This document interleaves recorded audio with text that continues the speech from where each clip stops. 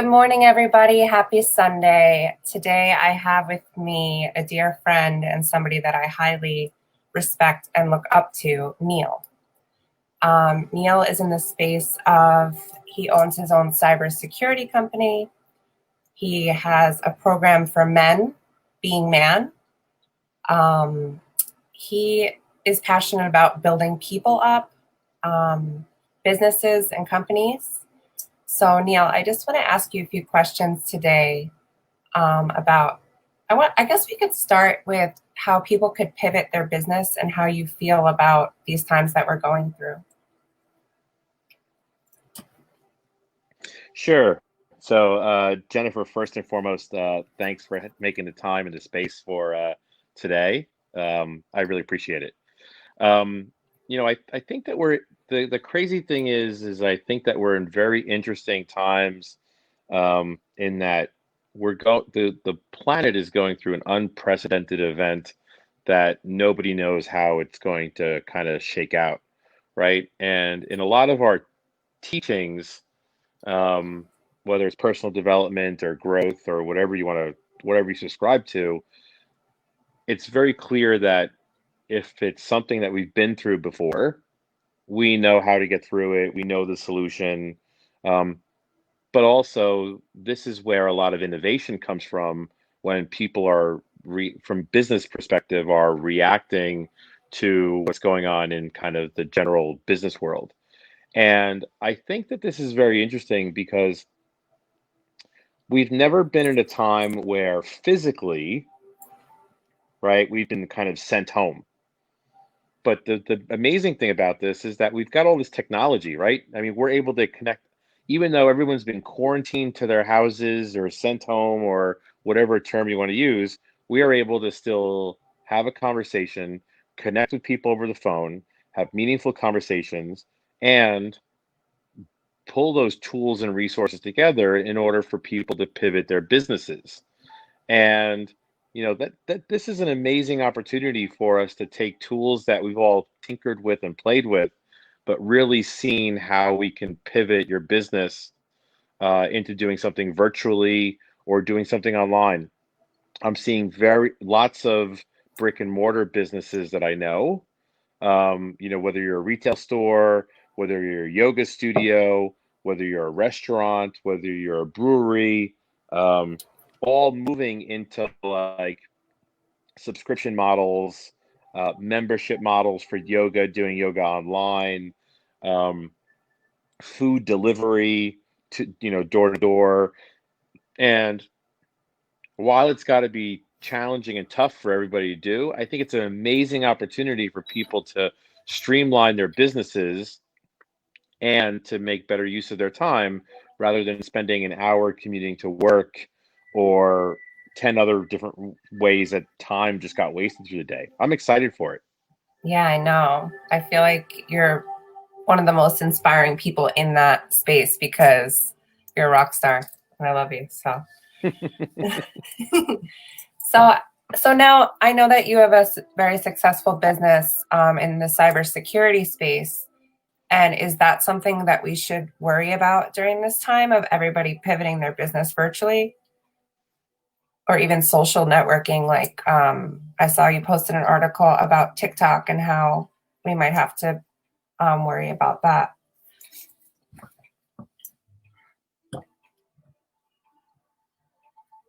I think you're frozen.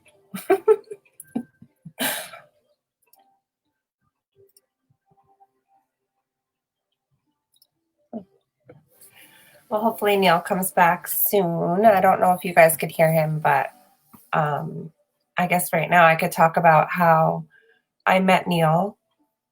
And I met Neal at a Tony Robbins event, and I was doing food service for the crew. And me and a dear friend, Joanna, would deliver food to each team that couldn't, leave their posts. And that's where there was this like mat backstage, and it looked like a jungle gym mat. And Joanna like dared me to do a tumble salt. So I did a tumble salt, and mind you, oh, all right, hopefully Neal comes back soon. I did a tumble salt, and it wasn't what I remembered it being as a child. And I look back and there's Neal, and you can't really miss Neal. He has the big beard. His energy is just super high and fun. And Neal's also been in the military. He's a Marine. I love Marines. You always feel super safe with Marines, and I feel like they have such kind hearts. And then, seeing Neal around at different Tony events.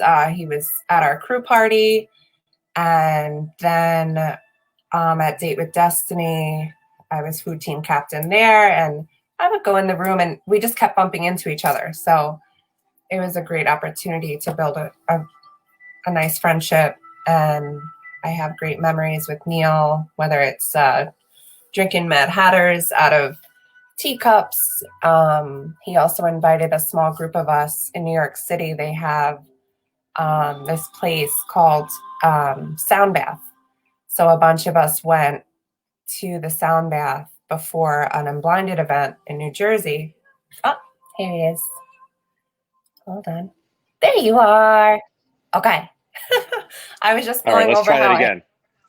how I met you and our memories and all that while we were getting set back up. So we were talking about cybersecurity during these times with people, in fact, pivoting their businesses virtually. Yeah, so cybersecurity is really just this really interesting kind of, I don't know, big word that people tend not to understand. But what is happening is, unfortunately, throughout the world, is that as we become more and more dependent upon technology in everything that we do, um, is that certain people are always going to try and take advantage of people who may be focused on other things. So in this challenging time, it's a matter of people are more focused on their own health and maintaining their wealth, right, and their self care and all of those type of words. And it becomes very easy for people who have ulterior motives to get access to the systems that we're using in order to that we're trying to use every day to make our businesses or our personal lives even stronger or better. If you look at, even recently with companies like Zoom, have become an everyday where every single person, including myself, is or was doing virtual happy hours and using this great tool that ultimately was not built with the right security procedures in place to it, that people have been taking advantage of as they see a surge in people using it. Um, and it's going to be a continuing thing nowadays because it is easier to take exposure or exploit people who are not familiar with the outcomes of the technologies they're using every single day. Wow. So is there any advice on how to protect ourselves that you know? I think so. I did a recent webinar and I came up with a couple of really good, easy things to consider. And I tend to want to make the suggestions I give to be something that people can do very easily. So the first one I always say is that people really should invest in some kind of password manager because we have so many passwords, right? So there's one called OnePass. There's a bunch of other ones. If you go Googling for a password manager, that can be very, very helpful. The second one is that people oftentimes get an email, from Equifax or Marriott or some other big company that says, "Hey, sorry, your email and password have been compromised," and has been sold on the dark web or something like that. And so there's a platform which is called Secure Mantis, www.securemantis, which is a great way for people to check to see if any of their passwords or emails have been compromised Wow. in Okay. advance. So the first piece of fixing a problem is knowing that there actually is a problem, and that it's a great way to do that. The third one is I always say is if your computer or your phone is acting funny, um, there's probably a reason for it, right? Your phone, your laptop, whatever device is built to do the same thing over and over again every single day. So if you experience a blue screen, it's glitchy, something feels weird, you probably should reach out to somebody or start doing some research and start to dig into that a little bit, because oftentimes it takes a little bit of time for something to be compromised on your machine. Um, but it starts with acting funny, like anything else. Wow, that's amazing. Thank you for sharing that with us. I'm just curious. One more question on that is, what about TikTok? Because I saw an article posted. Is that like a place to be caution to caution? Yeah, so it's interesting in today's world of social media how people feel that everything that we download must be coming from a safe place. And in the example of TikTok, um, we've seen this. TikTok's actually been around for years. It used to be called Musically, Oh wow, I didn't know and that. and uh, and the name wasn't working well. It just didn't have good branding, and so this new company bought it, called it TikTok. It's run and managed by a Chinese company, and the servers for this for TikTok are in China, which means that the Chinese government and Chinese military have complete access to the TikTok servers and can leverage it. So they have, from a propaganda standpoint, the ability to pull in all the videos, right? Look at what people are doing, and then put out their own videos and kind of leverage that in their into uh, let's just say sway the crowd in the news, right? So Wow, that's crazy. it's a very challenging, very complex thing that goes on in the world, as far as what we do with our data, what we do with our content, and how we think we're just having fun online, and how that can be used against the geopolitical powers. Drop the mic, Neil. I'm so happy we're here right now. This is awesome. Yeah, so I was talking a little bit when I was introducing you about the sound bath, and I was just explaining that how you put together a small group of us to go and experience that together, and I was really grateful for that. I love it.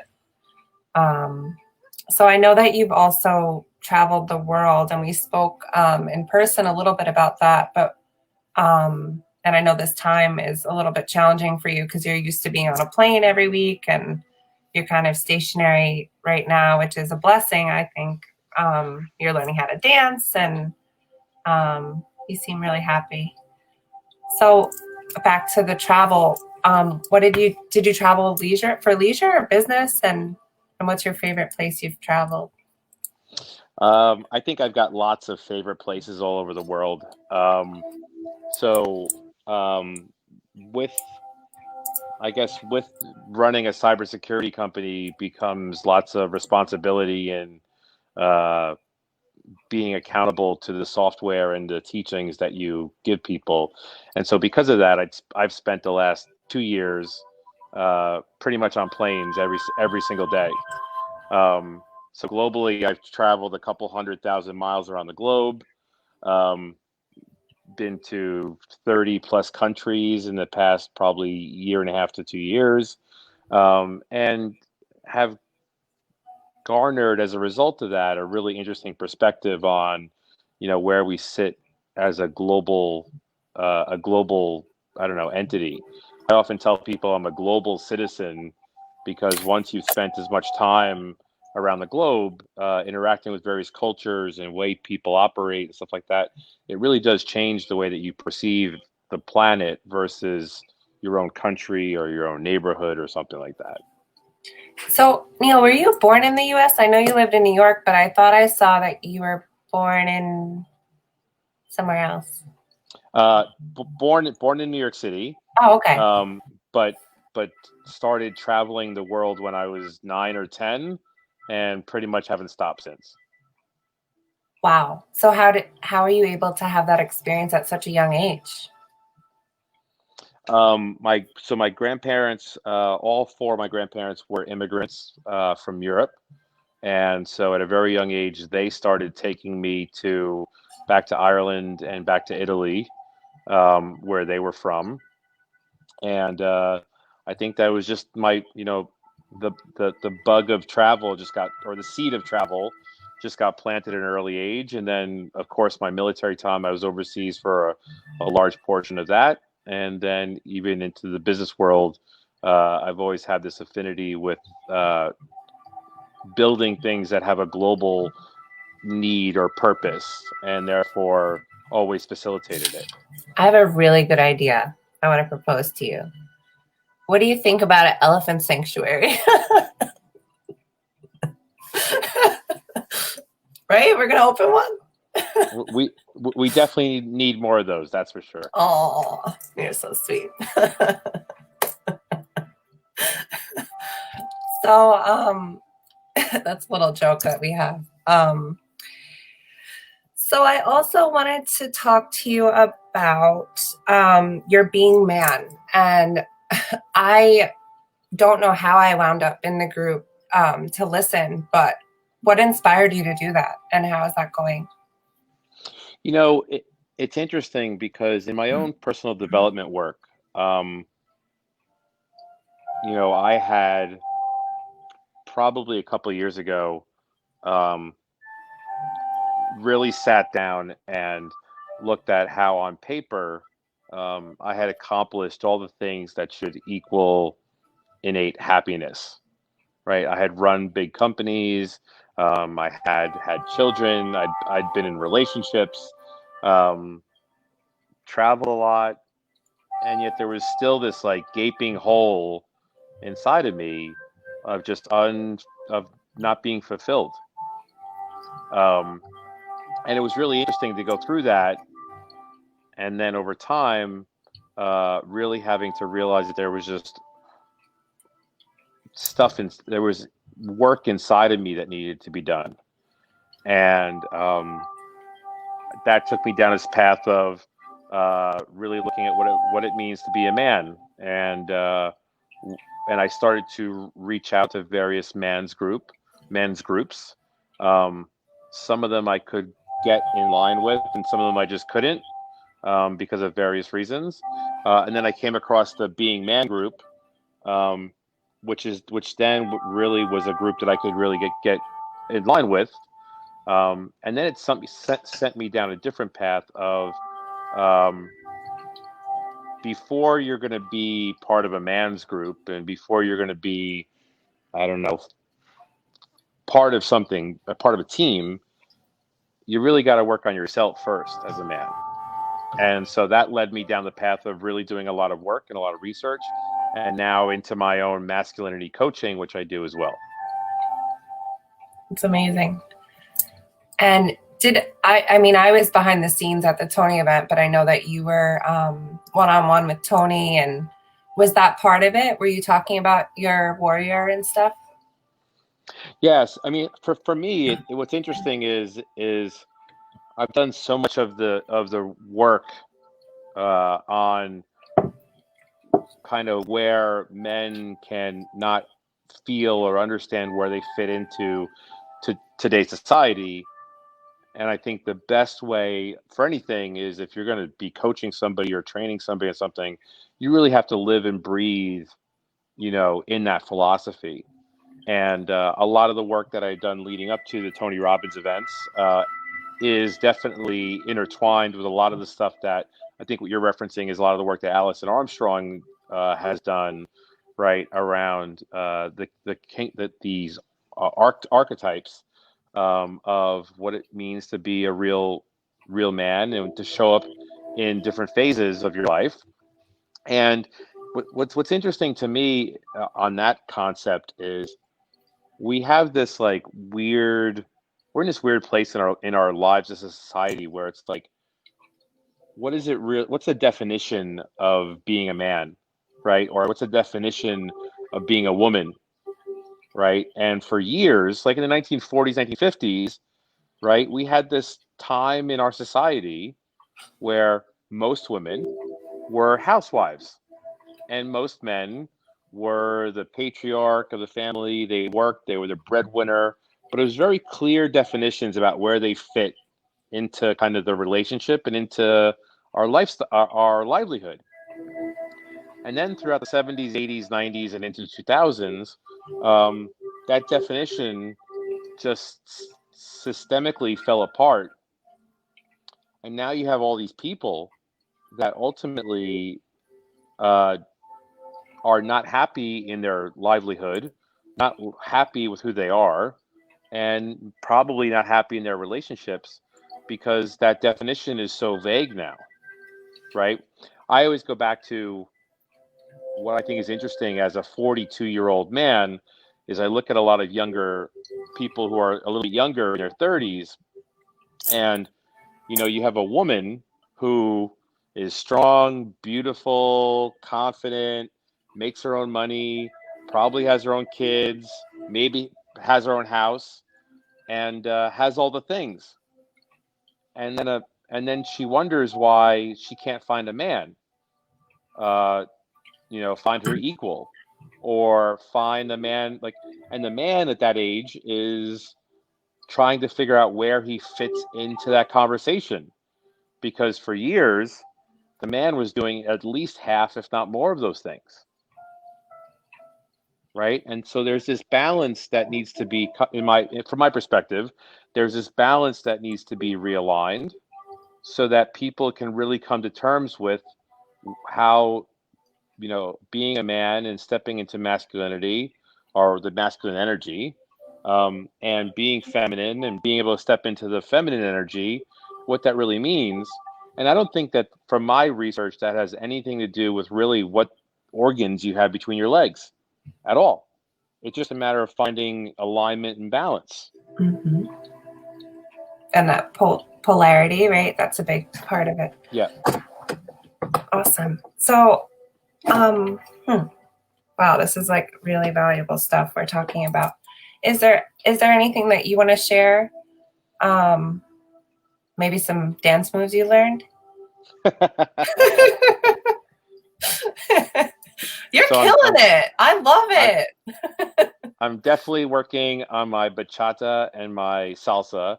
Yes. Um, so more to come on that, maybe even today. Cool. Um, you know, I mean, the thing I think is relevant to share right now is, um,